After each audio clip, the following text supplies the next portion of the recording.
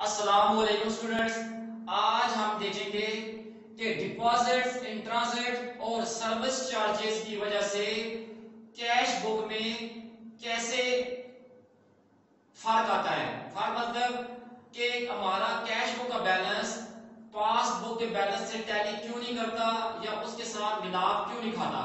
ठीक है, तो वजह देखते हैं।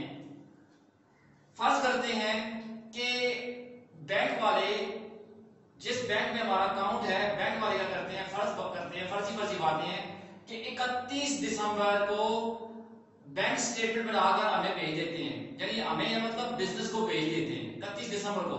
और फर्ज ये करें कि वो 10 बजे बैंक स्टेटमेंट बनाकर हमें क्या करते हैं कि अरसाल कर देते हैं। ठीक है,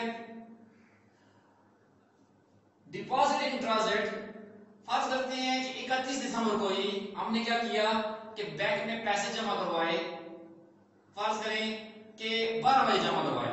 ठीक है, तो 31 दिसंबर को जो बैंक स्टेटमेंट बनेगी उसमें हमारे जो पैसे हमने 12 बजे जमा करवाए हैं उस बैंक स्टेटमेंट में उसकी एंट्री या रिकॉर्डिंग नहीं होगी, क्योंकि बैंक वालों ने 10 बजे बैंक स्टेटमेंट बनाकर हमें भेज दी। हमने पैसे 12 बजे जमा करवाए, यानी लेट आवर्स में करवा दिए, यानी 10 के बाद करवाए हैं, तो अब लाजमी बात है वो पैसा बैंक स्टेटमेंट में शामिल नहीं होगा। तो अब जब बैंक वाले हमें बैंक स्टेटमेंट भेजेंगे तो वो अंडर रिटन होगी।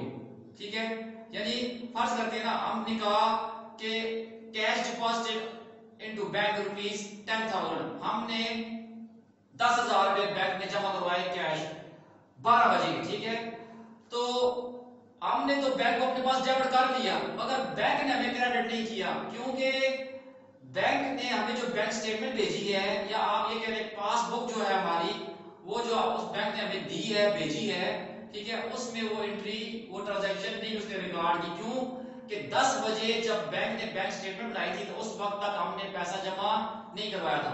तो ऐसी रकम की वजह से हमारी कैश बुक जो होगी वो ज्यादा लिखी हुई होगी कैश बुक में, यानी हमारे पास बैंक डेबिट होगा 10,000 के लिए, बैंक में हम 10,000 के लिए क्रेडिट नहीं होंगे।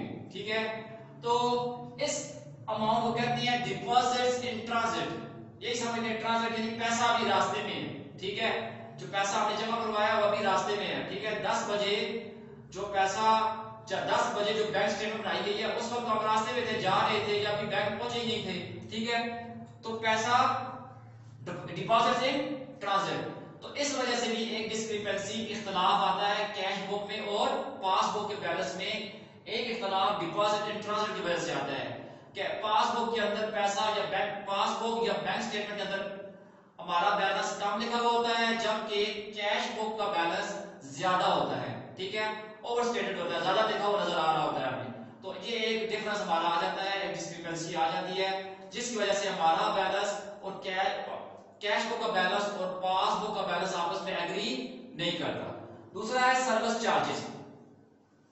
अब सर्विस चार्जेस हैं, तो सर्विस चार्जेस बैंक हमें फर्ज करते हैं, ये सर्विस चार्जेस होते हैं, बैंक कोई खिदमत हमारे लिए कर रहा है, हमारे लिए कोई काम कर रहा है, तो उस सर्विस के अगेंस्ट में चार्जेस काट रहा है। फर्ज करें हमने जो बैंक में चेक जमा करवाए थे, वो जाकर वो हमारे कस्टमर के बैंक से, हमारा बैंक हमारे कस्टमर के बैंक से वो जाकर वो चेक कलेक्ट करता है, वो रकम लेकर आता है, तो वो लाजमी बात है, हमारा नौकर तो है नहीं, उसके वो चार्जेस काटेगा बैंक, तो उनको कहते हैं सर्विस चार्जेस।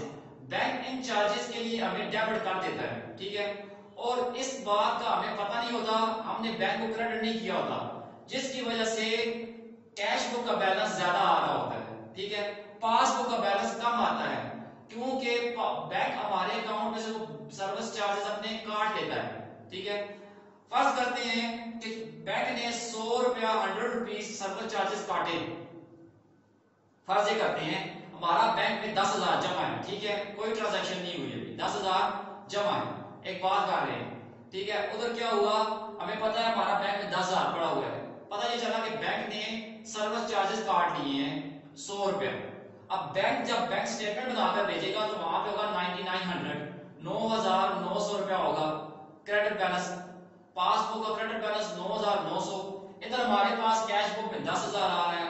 तो बाद में पता चला, हमें बैंक स्टेटमेंट देखने के बाद पता चलेगा कि हाँ जी ये तो 100 रुपया बैंक ने बैंक चार्जेस काटे हैं, जो हमें नहीं पता था। हमने कैश बुक की राइट साइड पे नहीं लिखे, डिडक्ट नहीं किए, लिहाजा हमारा डेबिट बैलेंस ज्यादा आ रहा है। तो इस वजह से भी एक इख्तलाफ आ जाता है कैश बुक में और पासबुक में। तो डिपॉजिट इन ट्रांजिट और सर्विस चार्जेस। इसी तरह एक इस तरह से भी हो सकता है कि इंटरेस्ट ऑन इन्वेस्टमेंट्स,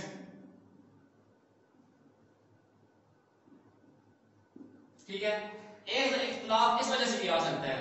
अब हमारी कई इन्वेस्टमेंट है, हमने बैंक को कहा हुआ होगा कि फलां तारीख को जाके आपने हमारे इंटरेस्ट वसूल कर लेना है इन्वेस्टमेंट के ऊपर।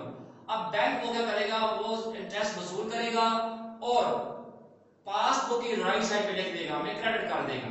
इस बात की हमें इंफॉर्मेशन नहीं होगी, तो हमारा कैश बुक का बैलेंस कम आ रहा होगा, पासबुक का क्रेडिट बैलेंस ज्यादा आ रहा होगा। तो ये भी एक इख्तलाफ हो जाता है कैश बुक के बैलेंस में और पासबुक के बैलेंस के दरमियान, या कैश बुक में और पासबुक के बैलेंसेस के दरमियान एक डिस्क्रिपेंसी या इख्तलाफ ये भी होता है कि बैंक ने हमारे बिहाफ पे इंटरेस्ट वसूल कर लिया होता है जिस जगह पे हमने इन्वेस्टमेंट की हुई है उन लोगों से, जबकि इस बात की इंफॉर्मेशन हमें नहीं होती, तो हमारी कैश बुक का बैलेंस कम आ रहा होता है। तो उम्मीद है कि आपको deposit in transit, service charges और इंटरेस्ट ऑन इन्वेस्टमेंट का पता चल गया होगा। इसी तरह अगर एक और कर लेते हैं कि डायरेक्ट डिपॉजिट्स